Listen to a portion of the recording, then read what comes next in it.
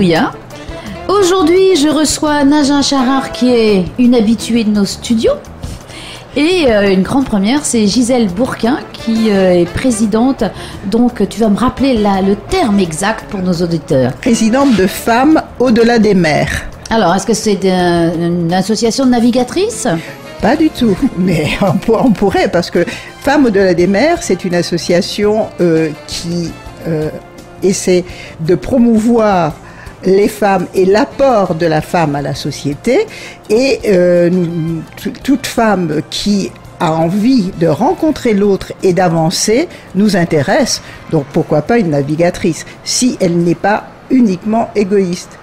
D'accord, et qu'elle partage. Alors c'était une boutade, parce que ça permet justement, cette association, de faire se rencontrer les femmes, mais vous avez quand même des choses très pointues à apporter. Alors, je vais commencer par le dernier gros projet que nous avons, qui justifie ma venue avec la productrice Fouzia Keshkesh en Polynésie, qui est le repérage pour un film, qui est le premier d'une collection qui s'appelle Matrimoine, et le film sera Le Tapa, un lien sacré entre les femmes. Donc nous sommes venus pour cela, et moi, en tant que présidente de Femmes au-delà des mers, je suis aussi conseillère éditoriale de cette série, mais je suis venue aussi retrouver les Polynésiens que je connais un peu, et puis rencontrer les Polynésiens, et c'est un vrai bonheur.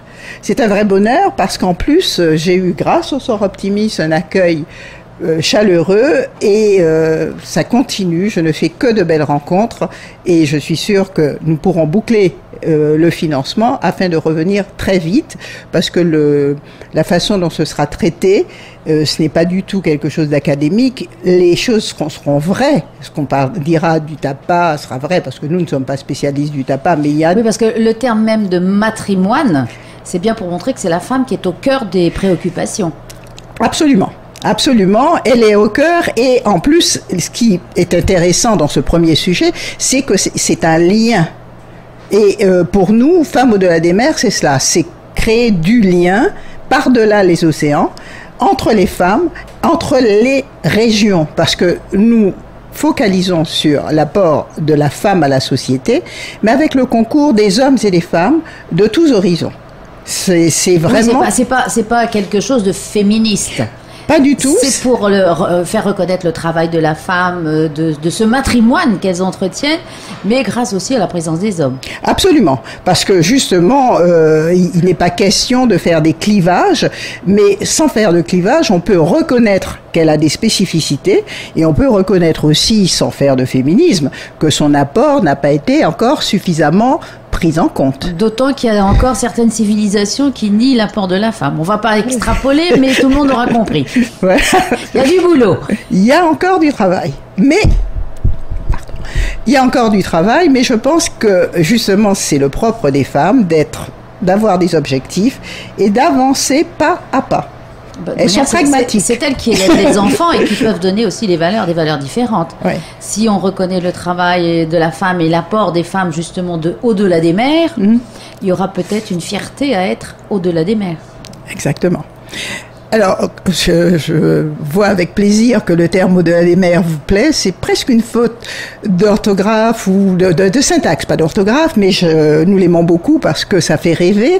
Et il me semble que ça traduit bien cette espèce de grand tissu que nous voulons mettre en place avec les uns et les autres, et comme une trame qui se créerait. Exactement. On retrouve Pénélope qui tisse, etc.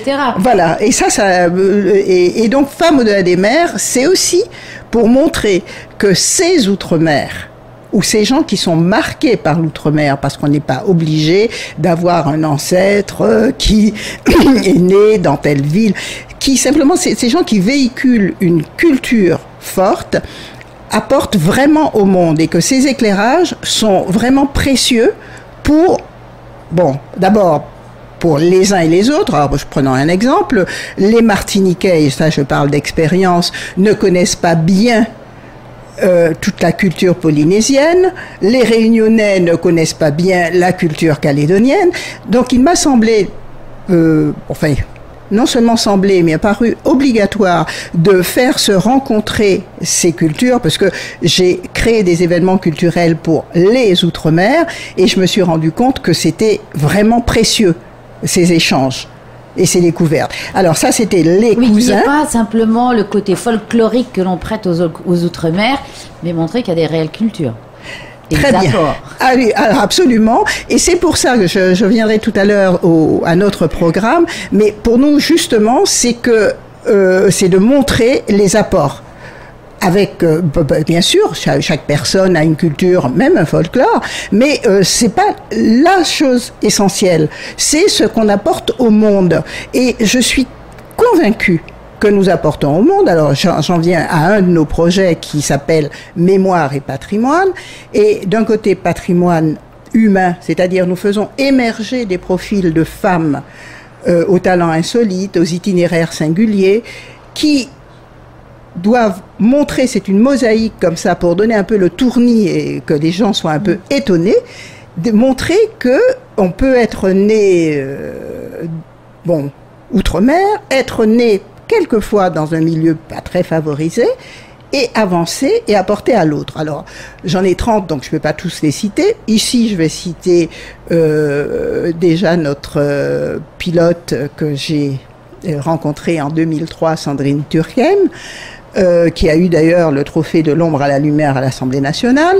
Mais nous avons une petite réunionnaise, Angélique Zetor, qui crée son petit Google à elle toute seule et qui a des bureaux à Los Angeles et ailleurs. C'est une personne qui n'a pas 30 ans.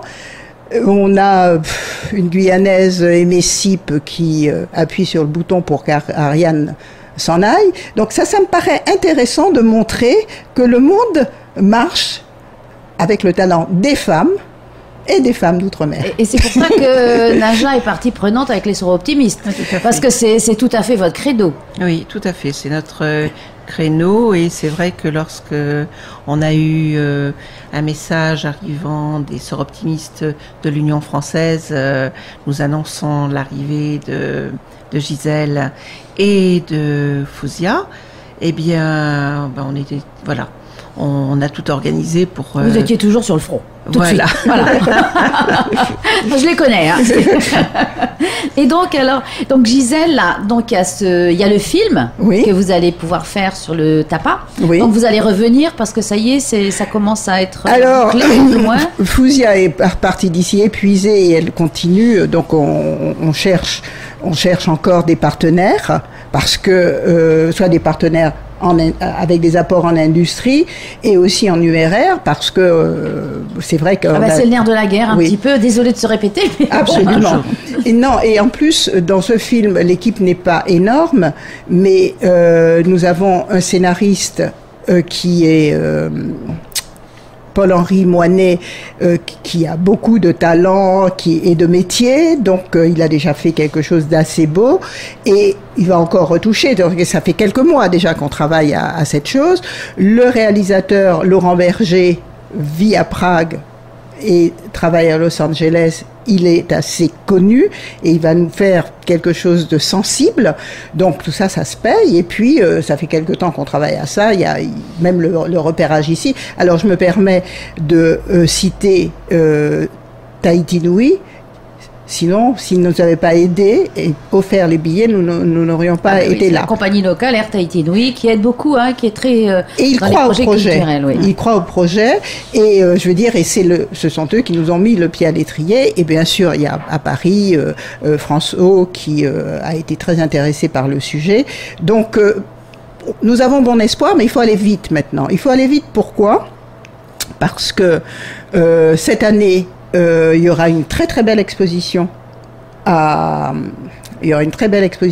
au musée du Quai Branly sur les marquises, et nous aimerions que ce soit dans cette année-là. Alors je voulais quand même préciser une chose, parce que Hélène Guillot, qui a participé au Festival du Tapa qui a eu lieu ici en Polynésie, qui est une adhérente de Femmes au-delà des mers et qui nous a fait une conférence sur le tabac dans le cadre des activités de l'association. C'est elle qui a inspiré. L'idée du patrimoine était déjà là, mais le thème n'était pas là, puisqu'on aurait pu aller tourner ailleurs, par exemple chez les Amérindiens. Et c'est la conférence qu'elle a faite qui nous a donné l'idée. Voilà, tout était en gestation et en fait, il fallait un lion. Quoi. Voilà. Et elle a fait d'ailleurs un film pour lequel nous sommes partenaires, nous, Femmes au-delà des mers, hein, et dont je suis très heureuse de voir qu'elle a réussi quelque chose de scientifique et qui a de l'âme. Donc beaucoup de sensibilité, puisqu'en plus c'est fait par des femmes, je voudrais pas en rajouter, hein. Je pense que vous serez d'accord avec moi. Bien, et bien écoute Gisèle, on a hâte de voir la réalisation de ce film. Il va s'appeler Le Tapa, je suppose, ou quelque chose de très simple. Le Tapa, un lien sacré entre les femmes. Mais si tu me permets, je vais profiter de ton antenne pour dire que le budget de fonctionnement n'est pas bouclé et qu'on aimerait bien avoir de beaux partenaires pour revenir très vite. J'espère que vous êtes entendus, à bon entendeur. J'entends déjà sonner les monnaies sonnantes et trébuchantes. Merci Gisèle. Et merci à vous et merci pour l'accueil qu'on a et je fais vraiment de très belles rencontres d'hommes d'au-delà des mers et de femmes d'au-delà des mers. Eh bien, nous continuerons le voyage. Merci Naja aussi. Merci beaucoup Martine. Merci à vous.